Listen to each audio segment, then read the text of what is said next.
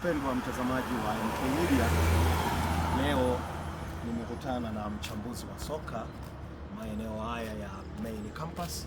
Tunataka tukuangazie yale ya usio mchezo, lakini sana tunahitaji kuzungumzia mechi ya jana Young African dhidi ya TRA. Mheshimiwa, habari yako? Salama kabisa mkuu, habari yako? Namshukuru Mungu. Mechi jana Young Africans na TRA, hiyo mechi unaweza kuizungumzia kwa kiasi? Takriban naweza kusema kwamba jana ilikuwa mechi moja nzuri sana kwa watu ambao wameweza kuiangalia na watu ambao wanajua soka.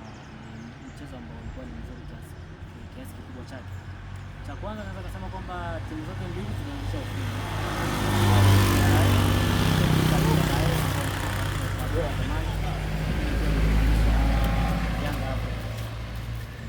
Nikasema kwamba Yanga anacheza mpira mzuri, lakini ubunifu ni kitu ambacho kimekosekana, kimeshikikana kwa Young Africans. Lakini ni nini unachodhani kinaondoa hiyo creativeness, kinachoondoa huo ubunifu kwa Young Africans? Unajua Yanga ni timu kubwa. Ni nini kinachoondoa ubunifu? Nadhani kwamba kuwepo kwa majeruhi wengi kwa Yanga Sport Club na imeharibu mfumo mzima wa kocha. Kwa sababu kocha alikuwa afanye rotation ya kikosi, ndio maana amepata wakati mgumu sana kwenye upangaji wa kikosi cha jana. Ukiangalia nyuma anaanza Frank Asinki na Bakari Nondo Mamnyeto, kitu ambacho hawajawahi cheza pamoja, lakini kwa utulivu mkubwa wa Bakari Nondo Mamnyeto umesababisha Frank Asinki akaonyesha ule ubora. Lakini moja kitu ambacho kimekosekana kwa Yanga ni aina ya ufungaji. Jana kesi Dube alifanya mapema sana, akaingia Emmanuel Manengo. Lakini kitu ambacho naweza nikasema kwamba endapo Manengo angefunga jana goli kwa wakati kama ule Yanga ambao wachezaji wengi wako majeruhi, nadhani kitu ambacho Manengo angeimbwa sana kwa mashabiki wao, kwa sababu hata alivyoingia Manengo kuna kitu ambacho kilibadilika kwa Yanga. Manengo alikuwa anapiga kichwa, lakini bahati nzuri defensive ya TRA ilikuwa nzuri zaidi kwa ajili ya kuzuia mashambulizi. Lakini ukiangalia kwanza eneo la kiungo kwa Young Africans, Duke Abuya alivyoanza na Mohamed Damaro Kamara, angalia jinsi wanavyofuata inapoanza kuanzia chini kwenda kwa kiungo wakati tena juu, unaona kwamba ni kitu ambacho Yanga waliwini. Lakini moja kitu ambacho tulikosea ni ufungaji, hatua ya mwisho ufungaji. Ni shida gani sasa iliyokuwepo kati ya yani kwenye kikosi cha Yanga? Unasema wale viungo walikuwa ni very tactical, si ndio hivyo? Ni nini sasa kilichopelekea mpaka Yanga kuwa inafika kwa opponent wao, kwenye goli la opponent wao, lakini inakuwa na negative impact? Ufungaji, nataka kusema ni ufungaji, mtu wa kumalizia pasi za mwisho. Tumeshamzoea Dupe. Depu, nadhani Depu ni mtu ambaye anajua lango na anajua jinsi ya kufunga. Baada ya Dupe kuumia, unaona kwamba mabadiliko aliyofanya ni mabadiliko ya lazima kwa muda huu. Kwa hiyo unaona kwamba Yanga wanafika kwenye box ndio, lakini kufunga ndio inakuwa ni shida. Na ukiangalia Mudathir haya ni mchezaji ambaye jana kwa kwenye form nzuri.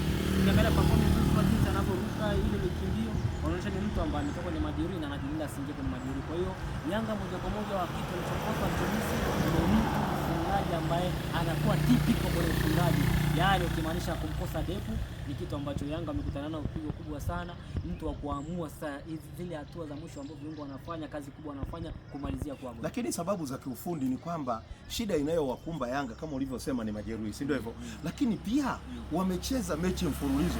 Wewe ili uone kwamba linaweza likawasababisha wasipate matokeo wanayohitaji au wanayoyataka? Naweza nikakubaliana na wewe kwa asilimia kidogo, lakini naweza kusema kwamba Yanga ni timu kubwa, rotation ya kikosi napigiwa. Naweza kusema kwamba rotation ya kikosi ni kitu ambacho kinawagharimu Yanga.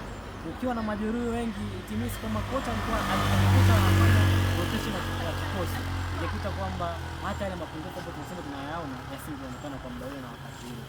Issue ya mechi za mfululizo hizi, huoni kwamba inaweza kwa sababu yaani ni kitu ambacho ratiba na kitu ambacho shirikisho la Tanzania TFF wanapambana nacho ni kuhusu kumaliza ule mzunguko wa mechi viporo, kwa sababu kuna vilabu vingi sana vimecheza mechi mpaka hapo kwenye mzunguko wa pili. Ukiangalia sasa hivi Simba wana mechi ya 12 wanaelekea kwenye mechi ya 12 wanaelekea kwenye mechi ya 12 ya Pamba Jiji. Ukiangalia ni distance kubwa, mwingine anafikisha mechi 17, ukiangalia JKT amefikisha mechi 17. Kwa hiyo ni kitu ambacho tunakifanya kukimbizana na ratiba ilivyo. Mbio za ubingwa sasa unazizungumziaje kwa timu ya Yanga? Siwezi kusema kwa sasa hivi kwa sababu bado ligi mbichi.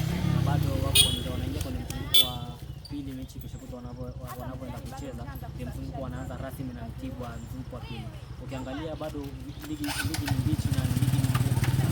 Kila timu inahitaji matokeo, kila timu ambayo inakutana na mpinzani wake anahitaji kuonyesha kitu fulani ili wabaki, wengine wanataka kubaki ligi kuu, wengine wanatafuta top 4. Mpendwa mtazamaji wa MK Media, nikushukuru sana mheshimiwa mchambuzi, lakini nikuombe wewe mtazamaji wetu uendelee kusubscribe, kushare na kucomment channel yetu Keke TV ili uwe wa kwanza kupata update zetu za kila siku. Asante.